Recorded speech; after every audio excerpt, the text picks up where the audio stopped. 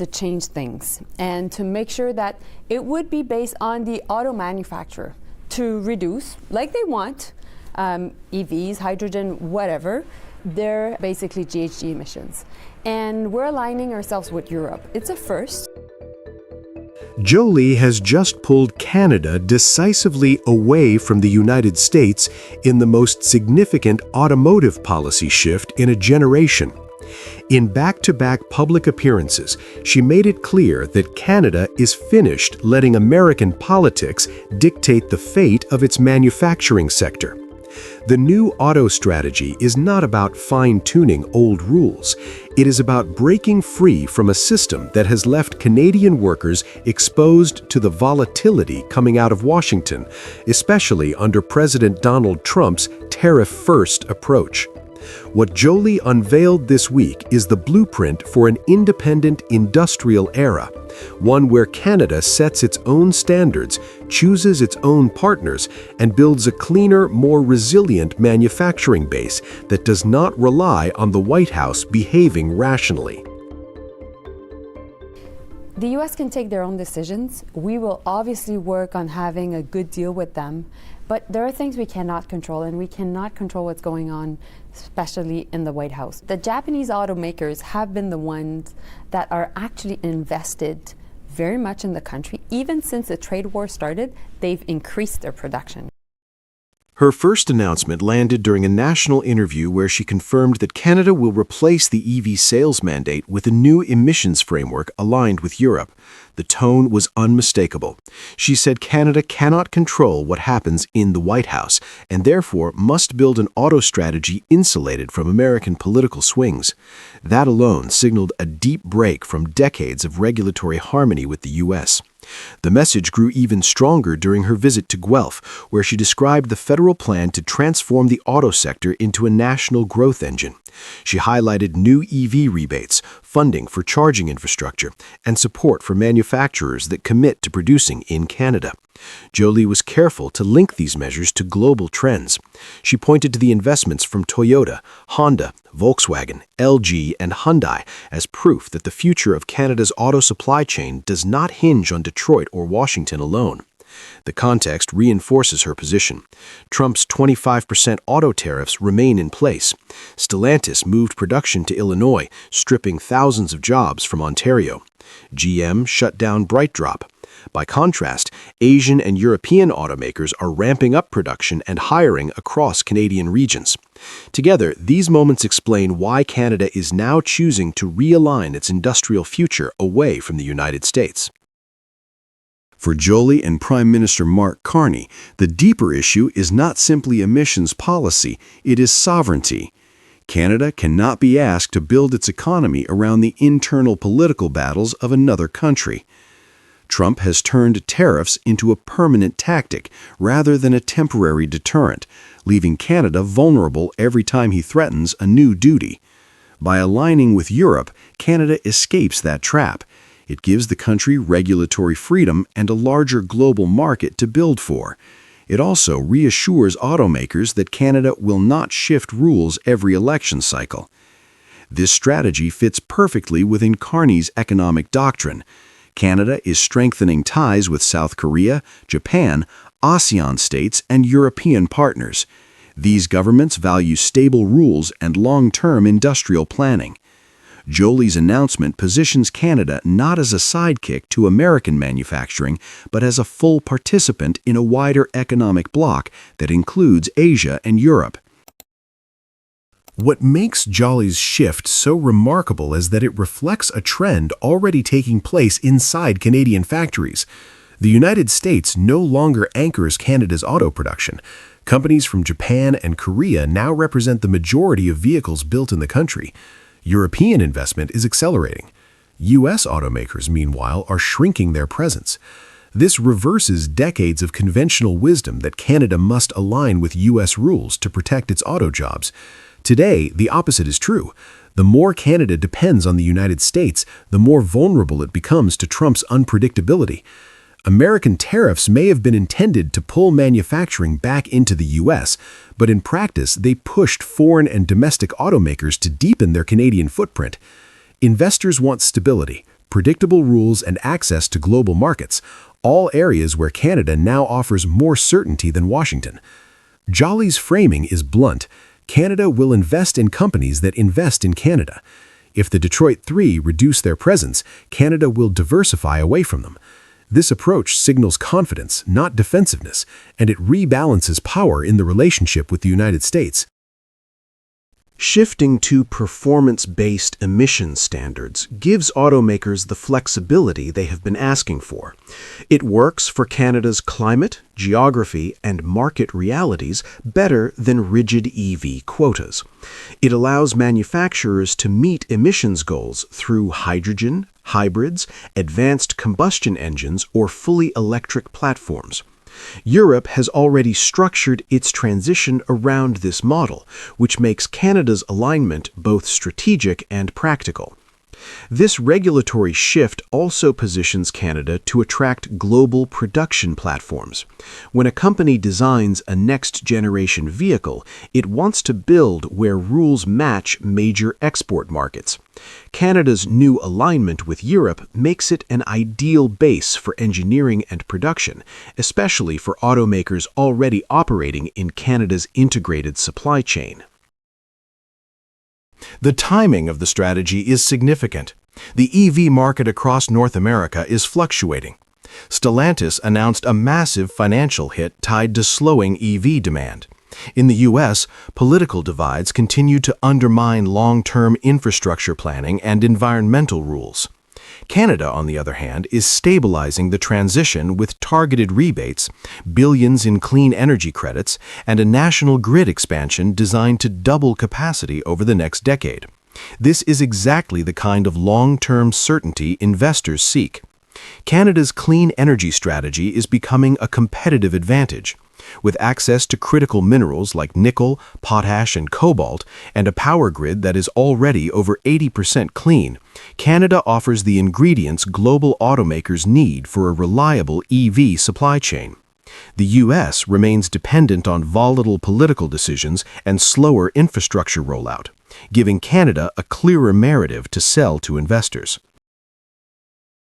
Trump's tariff policies were supposed to make America the industrial center of North America. Instead, they unintentionally strengthened Canada's alliances with Asia and Europe.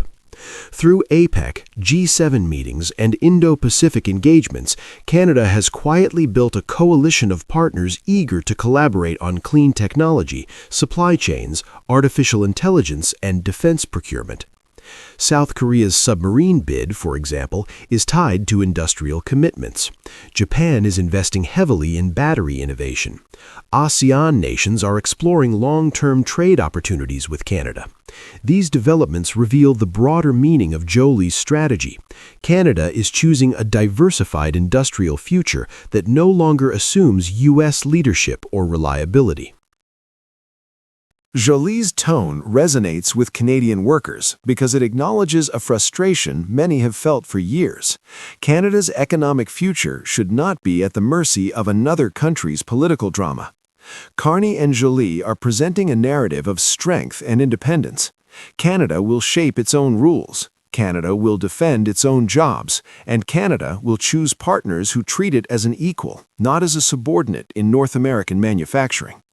The reality is that foreign automakers see Canada as a stable destination where climate policy, clean energy, and industrial strategy are moving in the same direction.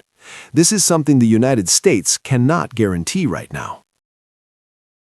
Canada's new auto strategy marks the beginning of a new industrial chapter. Instead of reacting to U.S. decisions, Canada is designing a system based on its own priorities, its own workers, and its own long-term interests. Trump's tariffs were meant to force Canada into compliance. Instead, they motivated Canada to stand taller, invest strategically, and build alliances that stretch far beyond North America. The question now is whether U.S. automakers understand what just happened. Canada is not waiting for Washington anymore, and for the first time in decades, the future of the North American auto industry may not be written in Detroit, but in Ottawa, Guelph, and St. Thomas. We met, and the Prime Minister of Canada, President of Mexico, and we spoke for a half hour. Very good, very productive. Talked mostly trade. Will you restart negotiations with Canada? Oh, look, I have a great relationship with Canada. They're very tough traders, but I have a very good relationship with the Prime Minister and with Canada. But you had said you would halt those negotiations earlier after the tariff. Well, I have halted them. And so will you restart them? Yeah, we'll see. I mean, the problem is Canada makes a lot of things that we don't need because we make them also.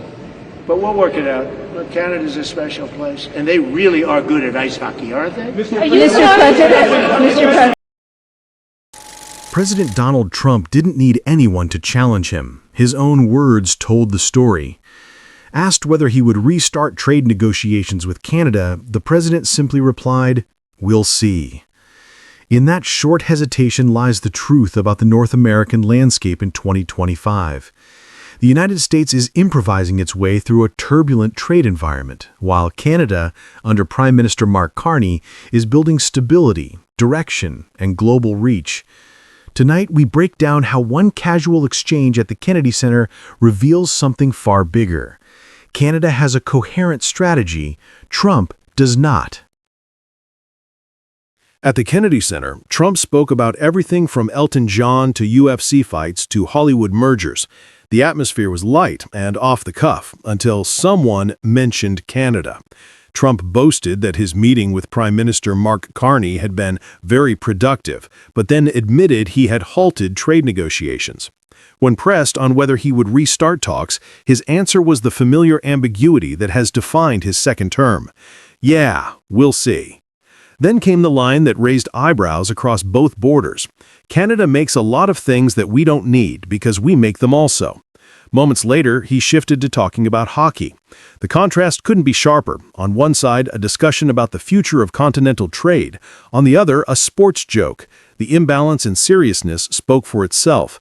And this exchange didn't happen in isolation. It came at a time when Trump's administration is under intense pressure at home, from legal challenges over tariff authority to corporations openly revolting against the unpredictability of U.S. trade policy.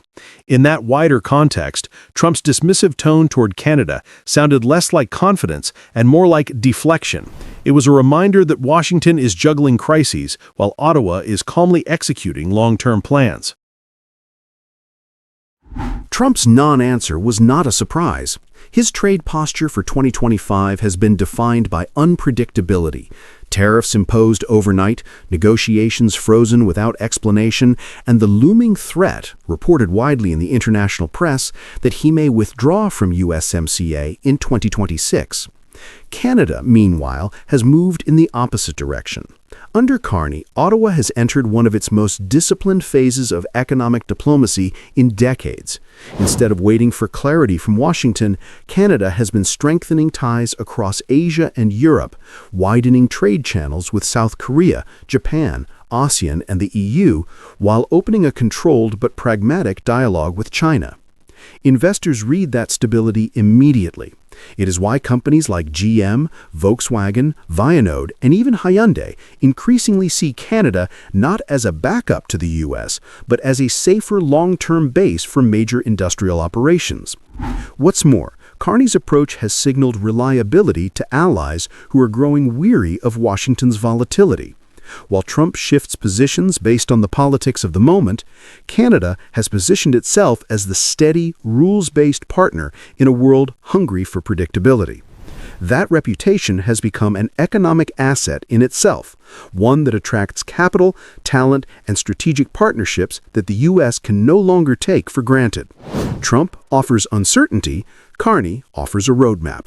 That contrast is reshaping how North American power actually works.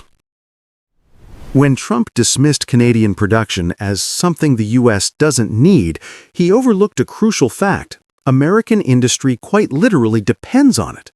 U.S. refineries are engineered for Canadian heavy crude. Without it, they cannot operate efficiently, and no combination of American light crude or imports from Mexico and Venezuela can fill the gap. This year alone, Canada has supplied well over 2/3 of America's crude imports, a structural necessity, not a luxury. The same applies to aluminum. The United States does not produce enough for aerospace, defense, or large-scale manufacturing. Canadian aluminum remains the backbone of several American sectors, which is why the tariff spikes earlier this year caused turmoil not in Ottawa, but in U.S. factories. And in the new economy, EVs, batteries, chips, electrification, the dependency grows even sharper. Canada holds some of the most important critical mineral reserves in the Western world. Without Canadian nickel, copper, cobalt, and the infrastructure that transports them, the U.S. cannot meet its own energy transition targets. Major American automakers know this. GM, Ford, and Tesla all rely on Canadian components, Canadian materials, and Canadian energy. The White House may speak casually, but corporate America understands the supply chain math. So when Trump claims the U.S. doesn't need what Canada produces, it doesn't weaken Canada, it weakens the credibility of American trade policy. Trump's pivot from trade to hockey sounded harmless, but it revealed a deeper misreading of today's Canada. This is not a country defined by ice rinks. This is a country reshaping its industrial footprint and its geopolitical role simultaneously. Canada is in advanced talks with South Korea on submarine procurement, a move that would significantly expand its Arctic and Pacific capabilities. Nova Scotia is preparing one of the world's most ambitious offshore wind developments, a 66-gigawatt blueprint that could transform the entire eastern grid. British Columbia's North Coast transmission line is unlocking the Copper Belt, drawing global mining investment into a region that will define the next generation of electrification. And across Asia and Europe, Canada is building commercial relationships that dilute U.S. tariff risk and give Canadian exporters a wider stage. This is not the Canada of a decade ago. This is a Canada that stands as a middle power with real leverage, diplomatic, industrial, and strategic. Carney's government has leaned into that transformation. With the U.S. drifting through tariff politics and internal lawsuits, Canada has filled the vacuum with competence and direction. The contrast is impossible to ignore. This shift represents a broader redefinition of Canada's place in the world. No longer content to be viewed as America's quieter northern neighbor, Canada is asserting itself as a middle power with reach, leverage, and strategic assets that matter far beyond North America. And in doing so, Canada is proving that influence in the 21st century is built not through bluster, but through stability, predictability, and smart alliances. Trump's brief remarks at the Kennedy Center revealed more than he intended. His uncertainty, his misreading of supply chains, and his casual dismissal of a key ally underscore a fundamental shift in North America's balance of power. Canada is not waiting for Trump to restart negotiations. Canada is building a world where it doesn't need to. The United States can choose to re-engage seriously, or it can continue improvising. But the era when Washington dictated the terms is fading fast. Canada now has partners across the Pacific, industrial anchors across Europe, and energy projects at home that will reshape its economy for decades. So the closing question is simple. If Trump's answer is still "we'll see," then what exactly is the U.S. waiting for? Because Canada stopped waiting a long time ago. Last week, Prime Minister Mark Carney met with Chinese President Xi Jinping in South Korea. We agreed this meeting marked a turning point, especially as U.S. President Donald Trump continues to wage his global trade war. China's foreign ministry announcing the government is allowing group tours to Canada again, saying it will further people-to-people exchanges. After years of diplomatic chill and lost opportunity, a quiet but monumental shift is underway. China has officially reinstated Canada on its list of approved travel destinations for group tours, a move that signals more than just the return of tourists. It marks a thaw in one of the most strained relationships of the past decade, and it comes at a time when global trade politics are once again defined by confrontation from Washington. As President Donald Trump escalates tariffs and trade wars, Canada, under Prime Minister Mark Carney, is charting a different path, one rooted in diplomacy, diversification, and quiet strategic rebuilding. 这周, Beijing's Ministry of Culture and Tourism confirmed that Chinese group travel to Canada can officially resume. It's a decision that carries heavy symbolism. Chinese tourists were once a cornerstone of Canada's tourism economy, making up roughly 60% of many agencies' bookings before relations froze in 2018. That collapse began after the arrest of Huawei executive Meng Wanzhou in Vancouver on a U.S. extradition request, an event that triggered China's detention of Canadians Michael Kovrig and Michael Spavor, leading to a diplomatic ice age. Even when China began reopening to global tourism in 2023, Canada remained excluded from its approved list, a pointed snub that cost the Canadian tourism sector millions. Now, that exclusion is over. The announcement followed a series of diplomatic gestures. Foreign Minister Mélanie Joly's visit to Beijing and, most notably, Prime Minister Mark Carney's 40-minute bilateral meeting with Xi Jinping at the APEC summit in South Korea, where both leaders described their talks as a turning point. For the first time in years, Ottawa and Beijing are speaking the same diplomatic language: reconnection through pragmatism. This reopening isn't just about tourism. It's about trust and about a new kind of geopolitical realism. For Canada, the timing is deliberate. Under the Carney government, Ottawa has been pivoting toward Asia, signing new defense and economic partnerships with South Korea and engaging ASEAN in free trade negotiations. Re-establishing functional ties with China is a logical next step, especially as Trump's America First agenda continues to disrupt global trade stability. China, too, has its motives. With Donald Trump re-elected and waging tariff battles against nearly every major economy, including China, Canada, and the EU, Beijing sees value in easing tensions with secondary Western partners. Reopening tourism to Canada sends a message. China is willing to reward cooperation and dialogue over confrontation. Beyond symbolism, this marks a test of how far Carney's independent foreign policy can stretch before it collides with Washington's expectations. Ottawa knows that the U.S. will watch this development closely, especially as Trump pushes for a tougher North American alignment against China ahead of the 2026 USMCA review. Yet Carney's strategy is rooted in long-term calculation, not provocation. By engaging Beijing through tourism, education, and clean tech cooperation rather than direct trade deals, he's building a soft bridge that strengthens Canada's economic leverage without triggering American retaliation. It's a subtle but high-stakes balancing act, one that defines Canada's new role in the post-Trump global order. Mark Carney's approach is notably cautious, what his advisors call measured engagement. He isn't seeking a full reset or romantic revival of the pre-2018 relationship. Instead, Carney's goal is to stabilize economic channels, reopen people-to-people ties, and avoid over-dependence on the United States. Analysts say this is classic Carney, a former central banker applying steady, data-driven logic to diplomacy. His message, delivered quietly but firmly at APEC, was simple. Canada will engage where it benefits Canadians, regardless of Washington's political mood. By framing China as a partner in selective cooperation, not an adversary, but not an ally either, Carney is redefining Canada's global position: independent, pragmatic, and open-eyed.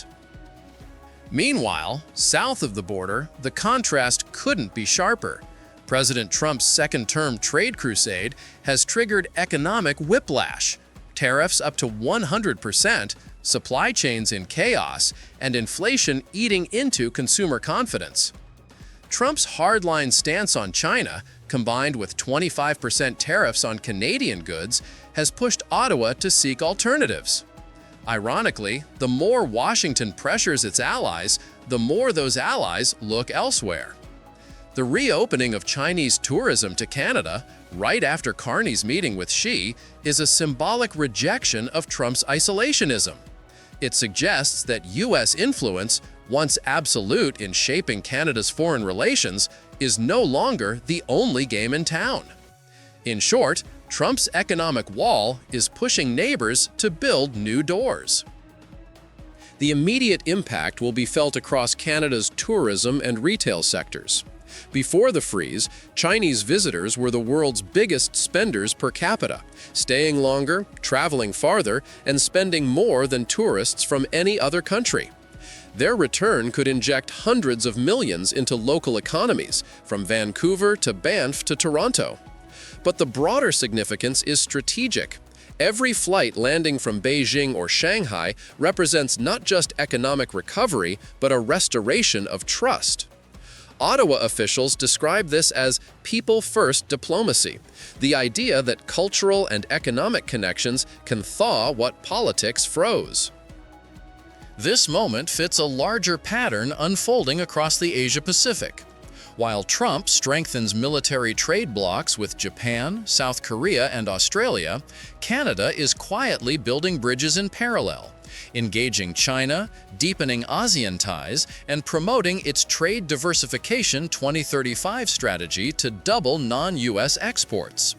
In effect, Carney is crafting a new Canadian doctrine, one that accepts the world as it is, fragmented, competitive, multipolar, and seeks to navigate it with economic intelligence instead of ideological loyalty. For Beijing, welcoming Canadian tourists again is a low-cost, high-impact gesture that buys goodwill and signals normalcy. For Ottawa, it's a small but crucial proof that its Asian pivot is working. For years, the Canada-China relationship was frozen in mistrust, collateral damage from great power rivalry. But this week's announcement, modest as it seems, may mark the first real thaw. As Chinese tourists prepare to once again walk through Banff's mountain trails or Niagara's mist, Canada is walking its own path, one that leads away from dependency toward balance. Prime Minister Carney calls it a new era of strategic openness. The world may soon call it something else, the moment Canada quietly came of age as an independent global actor. Now, while we can't control what the U.S. does, we can decide what happens here. This is Canada, and we can build the future we want for ourselves. We can get that money back and more. Canada just delivered its strongest reply yet to Donald Trump's aggressive tariff regime. Prime Minister Mark Carney has unveiled Budget 2025, a sweeping trillion-dollar national investment strategy that he says will take back control of Canada's future, rebuild the country's industrial core, and recover the economic damage caused by U.S. protectionism. And this time, the message is unmistakable. Canada is not waiting for Washington. Canada is acting for itself. At a moment when U.S. tariffs are reshaping North American trade, when global alliances are fracturing, and when economic uncertainty hangs over the country, Carney's budget is more than a policy document. It is a declaration of national resolve. It marks the beginning of a new economic direction designed to protect Canada from external shocks and give the country room to chart its own path. Today, we take you through what happened, why it matters, and how this moment may permanently reshape Canada's economic destiny. Mark Carney stepped onto the stage in Ottawa with members of his caucus, including newly joined MP Chris D'Entremont, and immediately framed Canada's current moment in historic terms. Nations, he reminded the audience, face rare hinge moments when the future hangs in the balance and when leadership determines whether a country rises or stagnates. For Canada, he argued, that hinge moment is now. Rapid technological disruption is redefining entire industries. The world is becoming more volatile and divided, and the global trading system, one Canada has relied on for decades, is being rewired in real time. Carney delivered the number that set the tone. U.S. tariffs and the uncertainty created by Trump's protectionist policies are expected to cost Canada nearly 2% of its GDP. That translates to roughly $50 billion, about $1,300 taken out of the Canadian economy for every person in the country. He made it clear that while Canada cannot control what the United States does, it can control its response, and that response would be nothing short of transformational. The centerpiece of his announcement is an unprecedented plan to unleash more than $1 trillion in total investment over the next 5 years. This investment wave will target national infrastructure, energy development, housing construction, transportation networks, healthcare modernization, and the transition to low-carbon manufacturing. The government expects this push to increase national GDP by at least 3.5%. In Carney's own words, that's equivalent to more than $3,500 gained for every Canadian, far more than what U.S. tariffs have taken away. From the proposed high-speed rail line between Toronto and Quebec City to a $50 billion Build Communities Strong Fund to the modernization of outdated hospitals built in the 1970s, Carney's plan is not incremental change. It is a generational rebuild. He framed it plainly: fortune favors the bold, and this is the moment for Canada to act boldly. It's estimated that U.S. tariffs and the uncertainty that they're creating will cost us around 1.8% of our GDP. Let me translate that. That's about $50 billion lost from our economy, or the equivalent of $1,300 for every Canadian. Budget 2025 cannot be understood without the broader context of Trump's tariff escalation. During his second term, Donald Trump has expanded tariffs across nearly every major sector: autos, metals, chemicals, agriculture, consumer goods, and advanced manufacturing inputs. For decades, Canada benefited from the stability of the North American trading system, but under Trump 2.0, that stability no longer exists. Corporations are shifting production to the U.S. to avoid penalties. Investment decisions are being delayed or canceled, and long-standing supply chains are under constant political pressure. Canada has already felt the fallout. Stellantis moved Jeep Compass production from Ontario to Illinois. GM scaled back electric van production in Ingersoll. Multiple exporters are facing higher costs and shrinking margins.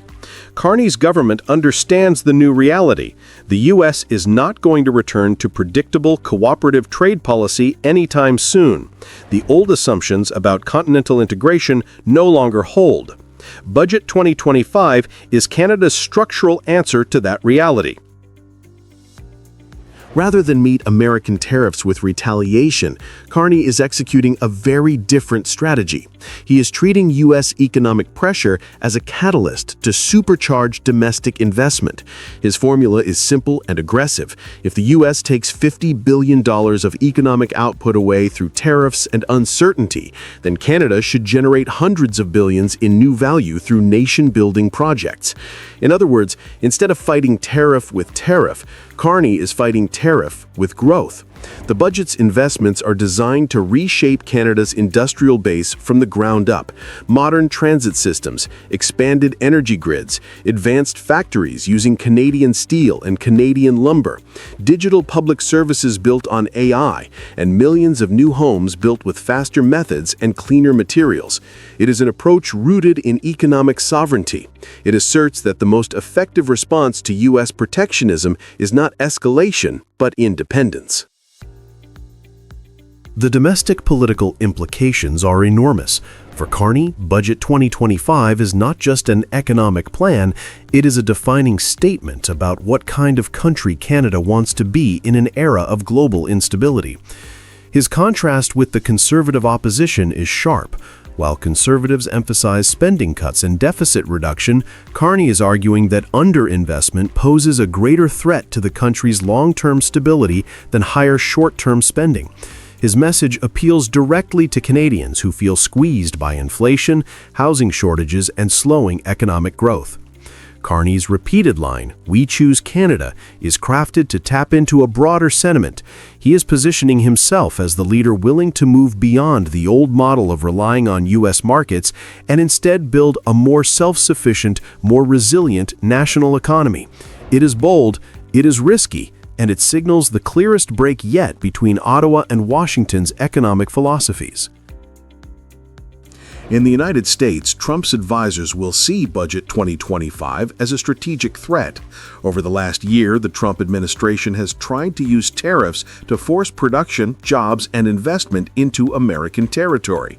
Carney's trillion-dollar blueprint undermines that logic. If Canada succeeds in modernizing its infrastructure, diversifying its trade partners, and building a stronger domestic manufacturing ecosystem, then Washington's ability to pressure Ottawa will decline sharply. Carney is essentially flipping the script. Instead of being squeezed by U.S. policy, Canada may come out stronger, more globally competitive, and less vulnerable to American leverage. That is the opposite of what Trump's team wants, and it will undoubtedly shape U.S. policymaking in the months ahead. Budget 2025 is one of the most ambitious economic undertakings in modern Canadian history. It treats U.S. tariffs not as a crisis to endure, but as a spark for renewal. It is built on the belief that Canada can outperform the forces working against it, grow faster than expected, and redefine its place in a rapidly changing world. Yet the question remains, will Canadians embrace this scale of ambition? And how will Washington respond if Canada begins to rise as a more independent economic power? The answers will determine whether Budget 2025 becomes a turning point that reshapes Canada's future, or merely the opening move in a much larger confrontation between Ottawa and Washington. Either way, the stakes have never been higher, and the world is watching.